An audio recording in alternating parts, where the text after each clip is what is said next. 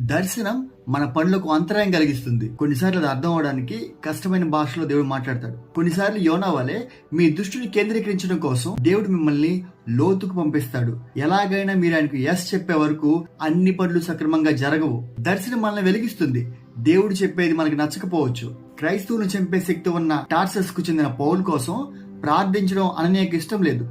కానీ దేవుడు చెప్పాడు, వెళ్ళండి, అతడు ఎన్నుకోబడిన పాత్ర. నా కోసం అతడు ఎన్ని కష్టాలు పడాలో నేను అతనికి చూపిస్తాను. బాధపడండి అనే పదాన్ని గమనించండి. దేవుని చిత్తం చేయాలని మీరు నిర్ణయించుకుంటే అపవాది మీకేమి అభినందనలు లేక పంపడు. వాడి దాడికి సిద్ధంగా ఉండాలి. దర్శనం మనకు స్ఫూర్తినిస్తుంది. మనం కలలో కూడా ఊహించిన పనులు మన ద్వారా జరుగుతాయి. గిద్యోను సంగతి చూడండి. దేవుడు అతను చూసినప్పుడు ద్రాక్ష గానుగ తొట్టులో దాక్కున్నాడు. అదేమి గొప్ప ప్రారంభం కాదు. దేవతతో అతన్ని పిలుస్తూ పరాక్రమం గల బలాఢ్యుడా అని అంటే, నేను మా ఇంట్లో చాలా తక్కువ వాడిని అంటాడు. ఆ క్షణంలోనే వారి శత్రువులు అతని గురించి పీడకలకన్నారు.